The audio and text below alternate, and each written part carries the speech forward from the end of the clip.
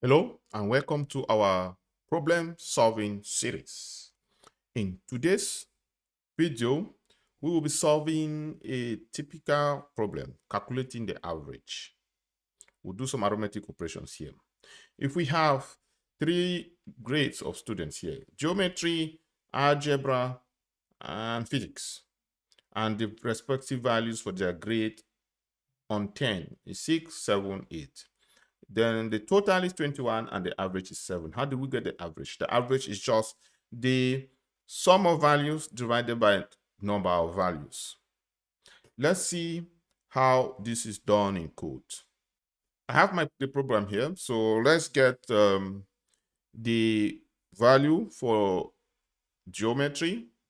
I'll do the same. I'll copy the same and do for algebra and physics. Now we have values for geometry, algebra, and physics. And we'll do some processing.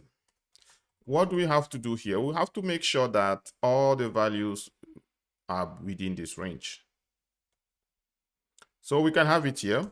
So we say if geometry, the value for geometry is less than 0, it means it's not within 0 and 10, of course.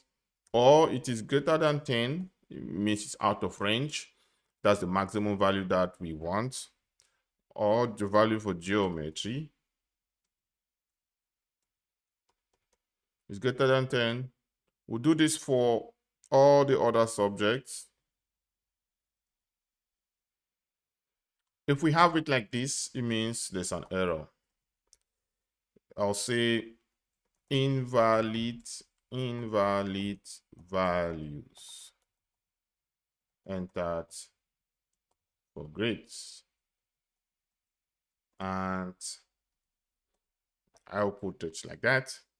Else, we have valid input. So we'll do sum of grades. We do sum the grades.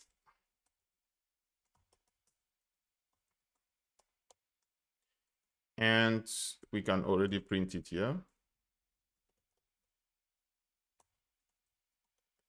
Sum of grades. And we can have the grades like this. Geometry equals to value for geometry. Algebra equals to values for algebra. In the world of programming, we usually do a lot of shortcuts. Is sum of grades. Simple, isn't it? We'll do the same for the average. I'll just copy that and put in my memory. When I say average is equal to, as I just explained before, sum of grades divided by the number of grades, which is 3. And we'll print that out like this. And this will be average. And we change this to average. That's it. It's not more difficult than this. If I run the program, oh my good, let me run this. If I run the program, geometry 6, algebra 7, physics 8. We get that. So if I run it again, just to make sure that our program works the way it's supposed to, and irrespective of the values, let me put 10 here. I'm giving it valid values. And you can do the sum and average. And if we have something like 0, if we do run it again, and we have 0 for algebra, 11 for physics, and 5 for 11 for algebra and 5 for physics, we see that invalid values entered for grades. So the grades range from 0 to 10. There are many ways we can improve this program. Which way do you think we can improve the program? One of the ways that I can think of right now is to make sure that if you give a value like 4t, for example, then you should handle this kind of error, because now it gives an error like that. because it cannot convert 40 to a float.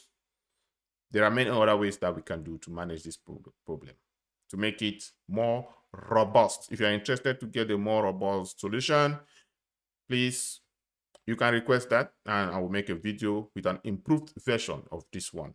But this is very basic and okay for a beginner starting to learn programming.